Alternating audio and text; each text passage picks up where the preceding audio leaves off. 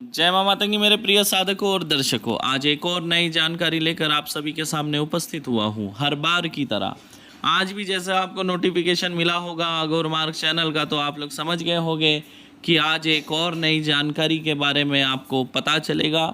एक नए मंत्र, एक नई विद्या से आप लोग अवगत हो गए। तो आपने बिल्कुल सही सोचा है। आज एक और नई विद्या के बारे में मैं आपको बताने जा रहा हूँ। आज का जो हमारा वीडियो है, मोदियाल जनजाति का गोंडी मंत्र, आज मैं आप सभी के सामने लेकर उपस्थित हुआ हूँ।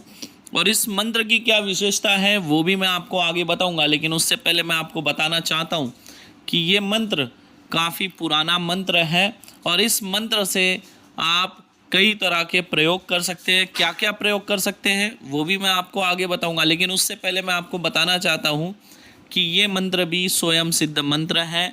इसे भी आपको सिद्ध करने की कोई आवश्यकता नहीं है, केवल आप मंत्र पढ़ेंगे, प्रयोग करेंगे और आपका काम बन जाएगा। ये मंत्र याद रखिए, ये मंत्र केवल 3 बार ही पढ़ना है, 3 बार से ज़्यादा नहीं पढ़ना है।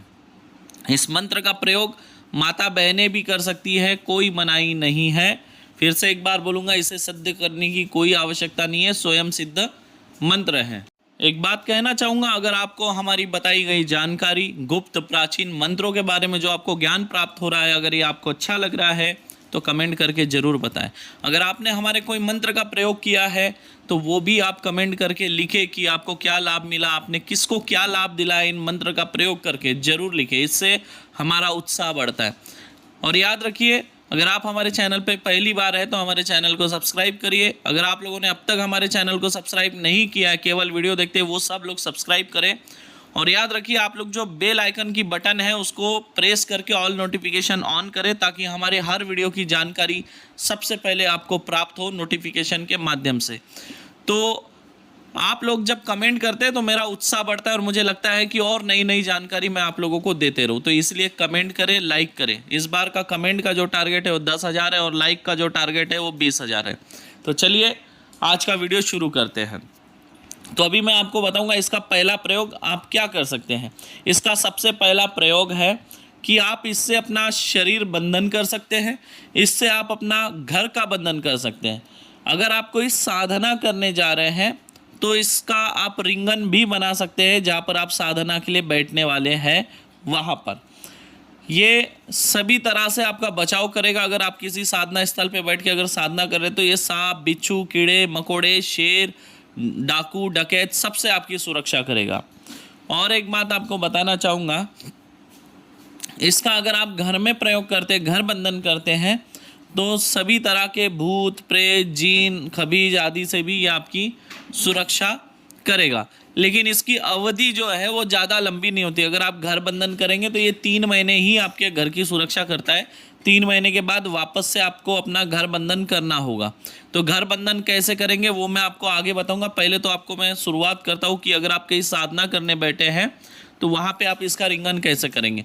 कोई भी लोहे की चीज़ ले लेंगे, लोहे की कील भी चलेगी, चाबी होगी, चाबी भी चलेगी अगर लोहे की है तो, या कोई सलाख, सरिया, ऐसा कोई भी, या लोहे का चाकू होगा तो वो भी चलेगा।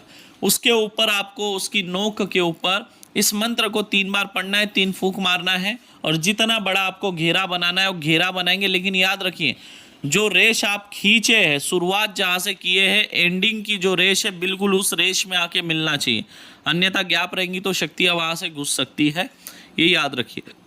तो रेश से रेश ज्वाइंट हो जाना चाहिए, मतलब गैप नहीं रहना चाहिए कि कहीं से कोई शक्ति घुस के अटैक कर सके आपके ऊपर। कई बार ऐसा होता है, लोग रिंगन तो खींचते हैं लेकिन उसमें गैप रह जाती है और लोगों को यही नहीं समझता कि वो गैप नहीं रहना चाहिए। अगर गैप है तो भूत प्रेत घुसेंगे। अगर आप पानी का भी रिंगन बना रहे हैं, अगर उसमें भी गैप गिरेगा तब भी याद रखिए भूत प्रेत घुस जाएंगे। हाँ, अब आपको घर का बंधन कैसे करना है तो वो सुनिए। अगर आप घर का बंधन करना चाहते हैं तो आपको लेना होगा 1 मुट्ठी लौंग। क्या लेंगे? 1 मुट्ठी लौंग लेंगे। 1 मुट्ठी आप क्या लेंगे? काली तिल लेंगे। 1 मुट्ठी आप लाल मिर्च लेंगे। इन 3 चीज़ों को लेंगे और इस मंत्र से उसको अभिमंत्रित करेंगे। अभिमंत्रित करने के बाद आप जो है जलता हुआ कोयला ले लेंगे, ठीक है, मतलब लाल रहना चाहिए जलता हुआ कोयला।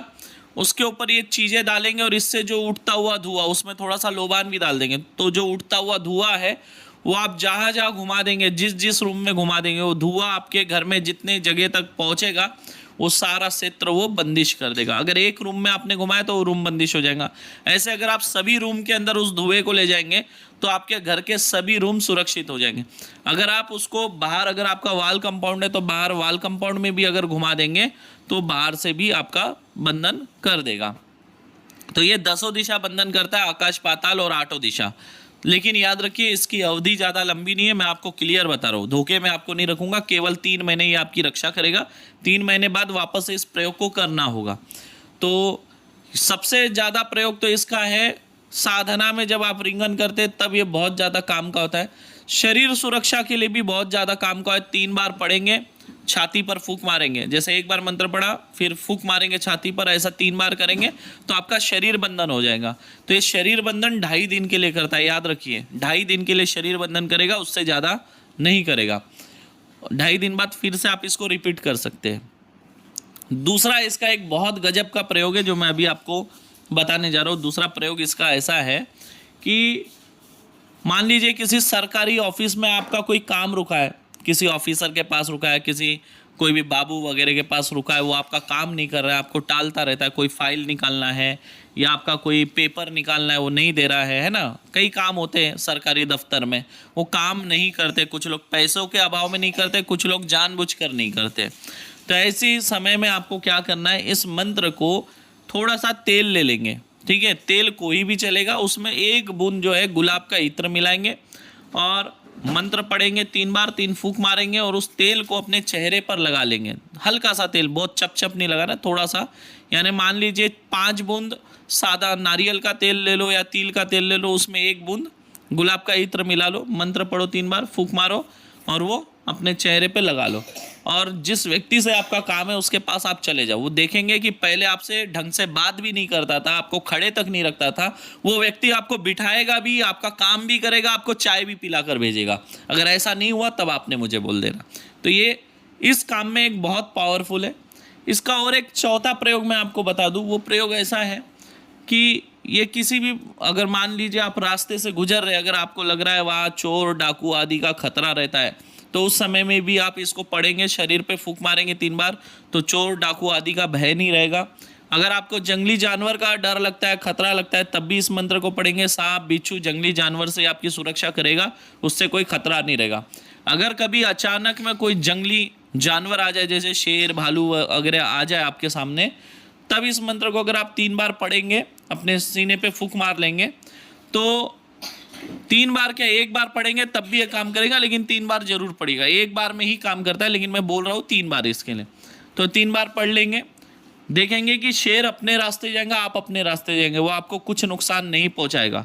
शेर जो है आपके सामने कुत्ते जैसा बन जाएगा, वो आपको नुकसान नहीं पहुँचाएगा, वो अपने रास्ते, आप अपने रास्ते। ये मतलब नहीं कि आपने उसकी दाढ़ बांधी, मतलब आप जाके उसको मारेंगे, ये करेंगे, ऐसा ना करें। आपने अपना सुरक्षा कर लिया, आप अपने रास्ते चले जाए, उसको अपने रास्ते जाने दें। सांप बिच्छू में भी ऐसा ही होता है। अगर सांप आपके सामने 1 बार इस मंत्र को पढ़ो, देखिए वो रास्ता बदल देगा, आप अपना रास्ता बदल के चलो। जबरदस्ती जाकर छेड़ना नहीं है ना। जबरदस्ती जाकर छेड़ोगे तो 3-4 बार छेड़ने के बाद जो है बंधन अपने आप टूटता है, ये याद रखिएगा। तो छेड़ना नहीं है, उसका दाढ़ बांधो, वो अपने रास्ते, आप अपने रास्ते। तो इस तरह से ये प्रयोग करता है। इसके देखिए एक मंत्र है और कई सारे प्रयोग है, लेकिन याद रखिए कितने बार पढ़ना है, 3 बार।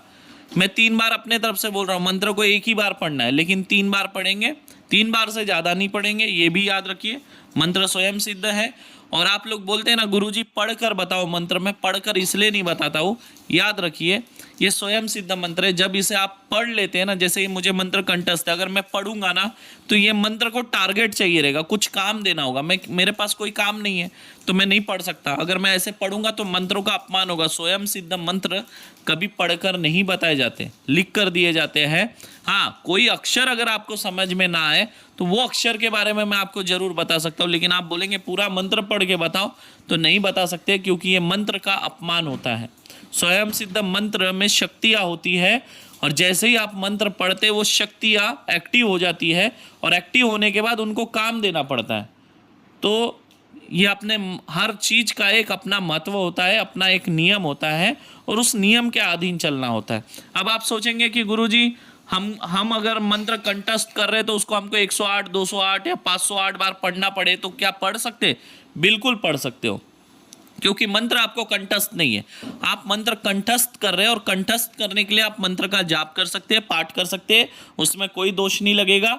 लेकिन एक बार मंत्र कंठस्थ हो जाए तो मंत्र पढ़ने के बाद उसे टारगेट देना होता है। जैसे बंदूक की गोली निकलती है तो उसको टारगेट लगती है, तो वैसे ही इसमें भी जब आप मंत्र पढ़ते हैं शक्तियाँ एक्टिव हो जाती है। एक्टिव होने के बाद उन्हें टारगेट चाहिए। अगर टारगेट नहीं देंगे तो शक्तियों का अपमान होगा तो बदले में आपका मंत्र काम करना बंद कर देंगे। मतलब शक्तियाँ दोबारा जब आप उच्चारण करेंगे मंत्रों का तो शक्तियाँ आपका काम नहीं करेंगी, एक्टिव नहीं होगी। यही कारण है कि मैं आप लोगों को बोल कर नहीं बताता हूँ। समझ गए आप क्यों मैं मंत्र बोल कर नहीं बताता हूँ? यही कारण है। नहीं तो बोलने में मुझे क्या जाता है? जब मैं मंत्र आपको लिख कर दे सकता हूँ तो बोलने में मुझे क्या जाता है? भाई लिखने से ज़्यादा आसान है बोलकर बताना, क्योंकि टाइपिंग करना बड़ा मुश्किल होता है। आशा करता हूँ ये वीडियो आप लोगों को अच्छा लगा होगा। अगर अच्छा लगा है तो कमेंट करिए, नहीं तो फिर मैं वीडियो नहीं डालूंगा यार। अब मैं नहीं बोलूँगा कि आप लोग कमेंट करें, मैं थक चुका हूँ। कमेंट, लाइक और सब्सक्राइब अवश्य करें। फिर मिलूंगा किसी और वीडियो में। जय माँ मातंगी।